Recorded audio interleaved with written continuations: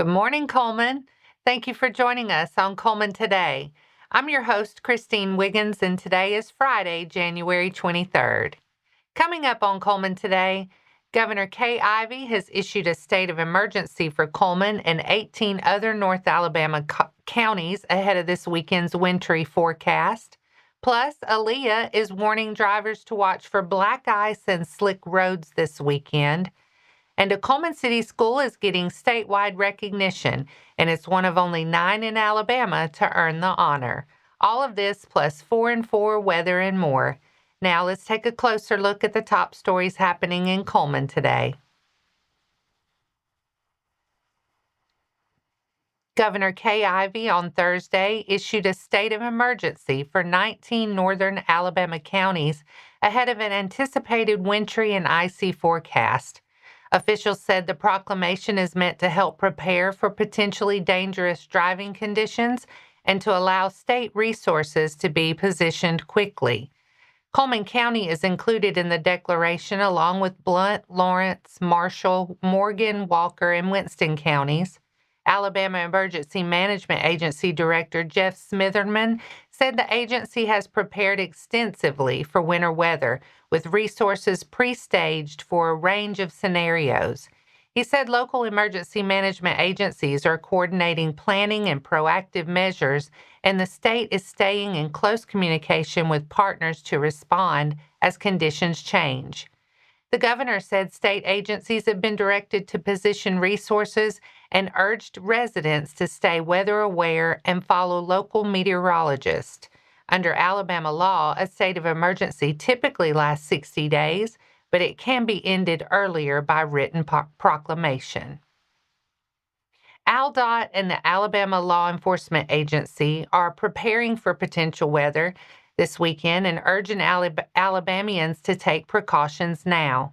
ALDOT says it's monitoring forecasts and coordinating with partners as hazardous conditions, including snow, sleet, and freezing rain, could develop across much of North Alabama. Officials note the heaviest snow is currently expected north of the Tennessee River. Crews may pretreat roads when conditions allow, but ALDOT says rain can wash away pretreatment materials, and the agency will prioritize bridges and interstates first, followed by U.S. and state highways based on traffic volume. ALEA is warning drivers about black ice and slick roads, especially overnight and early in the morning. Officials say roads may look wet, but can become dangerously slick in an instant, with bridges, overpasses, and shaded areas freezing first. Both agencies urge motorists to avoid travel if conditions deteriorate. If you must drive, slow down, increase following distance, avoid sudden braking and steering, and do not use cruise control on icy roads. Drivers are also encouraged to keep a full tank of gas, carry an emergency kit, and check road conditions through algo traffic. Cullman City Primary School has been named one of just 9 schools statewide to receive a 2025 Safe School Award from Alabama Attorney General Steve Marshall. School officials said the selection process included a comprehensive 4-phase application and review evaluated by judges with knowledge of current school safety trends. The Safe School Award is described as the initiative's highest achievement. Marshall said the Alabama Safe Schools Initiative recognizes schools using innovative, proactive approaches to student safety and strong collaboration to create secure environments where learning can thrive. He also said the winner's work sets an example for administrators, school resource officers, parents, and students across the state. Cullman City Schools leaders said the recognition reflects ongoing efforts to strengthen campus safety through planning, preparedness, and coordinated teamwork. Marshall is expected to visit each of the 9 winning schools to present the awards in person. And that's all for our top stories this morning. Coming up next, beekeepers and bee curious folks can get a full day of hands-on learning at the Alabama Beekeepers Symposium at Wallace State. Plus, a West Point student is taking the stage, helping raise money to send the Scholars Bowl team to national competition.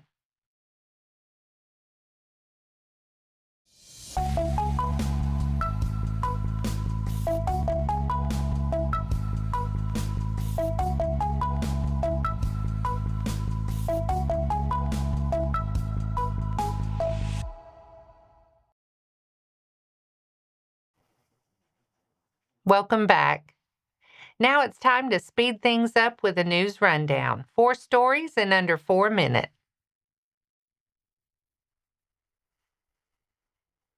West Point High School's Scholars Bowl team is raising money for another run at national competition, and they're doing it with the help of a homegrown band led by one of their own students.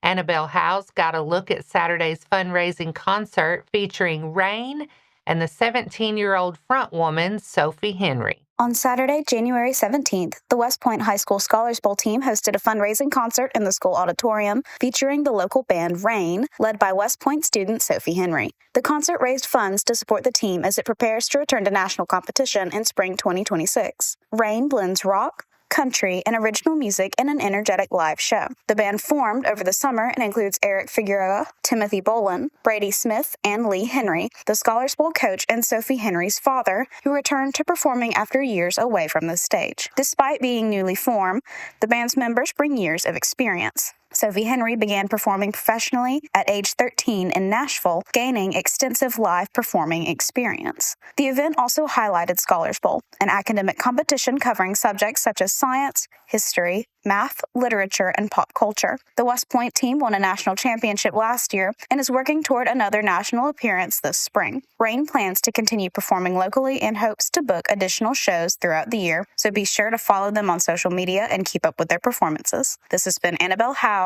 with Cullman Today. Mayor Woody Jacobs has issued 2 proclamations recognizing faith-based schools in the city of Cullman. Jacobs proclaimed January 25th through 31st, 2026 as Lutheran Schools Appreciation Week, recognizing St. Paul's Lutheran School and its impact on the community. St. Paul's has served Cullman since 1954, offering a classical Lutheran education focused on academic excellence and spiritual growth.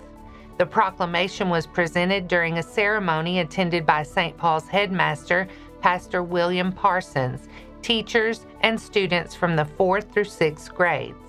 Jacobs also proclaimed next week as Catholic Schools Week, recognizing Sacred Heart and its commitment to academics, faith formation, and service. The proclamation was presented with Sacred Heart Elementary Principal Shauna Norman, a teacher, and students representing each grade in attendance. Jacobs encouraged residents to take time this week to recognize and celebrate the positive impact these schools have on students, families, and the broader Cullman community. Cullman County Schools has announced its December Employees of the Month, Chrissy Dingler and Jennifer Swan. Dingler is a first-grade teacher recognized for going above and beyond for her students. The school system says she makes every child feel important, meets students where they are, and works to improve their success. Officials also noted Dingler serves as a team leader and was named Good Hope Primary Teacher of the Year. Swan was recognized for her work after transitioning from the classroom to the Central Office Technology and Curriculum departments. Cullman County Schools says she spent extensive time helping resolve power school issues involving grades, transcripts, and scheduling. Officials said Swan showed strong patience and attention to detail while helping teachers, administrators, and counselors work through discrepancies, correct scheduling errors, and navigate the process step by step. The district said both employees reflect the commitment and support that keeps schools running smoothly for students and staff. Cullman County Schools thanked AmFirst for donating $100 gift cards to each employee of the month. Honeybee enthusiasts are invited to the 31st Annual Alabama Beekeepers Symposium on Saturday, February 7th at Wallace State Community College's School of Nursing and Center for Science in Hanceville. Organizers with the Alabama Cooperative Extension System say the symposium is geared toward both new and experienced beekeepers, with this year's focus on colony management, survival, and building new skills. Check-in begins at 8 a.m. and sessions run from 8:30 a.m. to 4:30 p.m. Registration is available online for $45 through February 1st at aces.edu. After February 1st, attendees can register in person the day of the event for $55. The day includes educational presentations, time for questions with industry experts, and opportunities to shop beekeeping equipment from vendors. There's also a honey show for entries like bottled honey and bee-related arts. And that's your 4 stories in under 4 minutes. Now for a quick break before we look at the weather ahead and pay our respects with obituaries. I'll be right back after this quick message.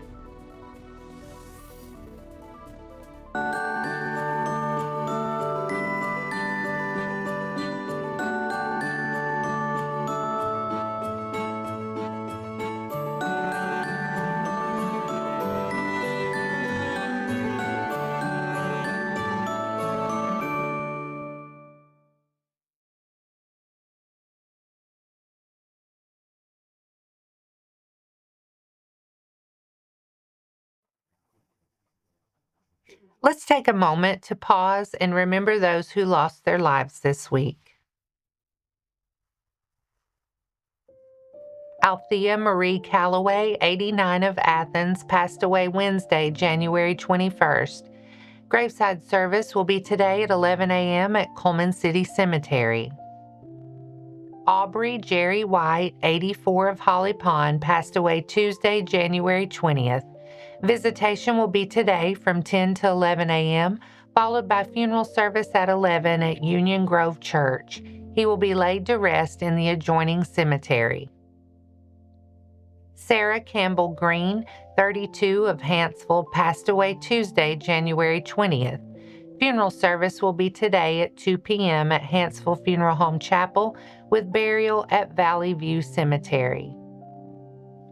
Infant Holly Quinn Hunt, 21 days of Danville, passed away Tuesday, January 20th. Graveside service will be today at 2 p.m. at Johnson Cemetery. If inclement weather, the service will be held at Lawrence Funeral Home in Moulton. Stewart Victor Burden, 68 of Addison, passed away Wednesday, January 21st. No services are planned at this time. Our thoughts and prayers go out to their friends and families. Now, let's take a look at your weather forecast. Today will be cloudy with a high near 46, north-northeast winds 5 to 10 miles per hour with gusts up to 20. Tonight's cloudy with a low around 28, winds 5 to 10 miles per hour gusting up to 20. Saturday, showers developing mainly afternoon with a high near 44, east winds around 5 miles per hour with rain chances 80%. Saturday night, showers continue with periods of heavy rain possible, low around 34, 100% chance of rain. Sunday, rain before noon, then rain possibly mixing with snow showers. Heavy rain possible, high near 46, rain chances 100%. And Sunday night, a slight chance of snow showers and freezing rain before midnight, mostly cloudy with a low around 13, rain chances at 20%. There is a winter weather advisory from 12 a.m. Saturday through 6 p.m. Sunday. And that wraps up today's edition of Cullman Today. Thank you for sharing your morning with us. And remember to stay connected by following us on social media and visiting CullmanTribune.com for the latest from our community. We'll be back bright and early Monday morning at 6:30 a.m. Until then, I'm Christine Wiggins with Cullman Today. Have a safe and wonderful weekend, Cullman.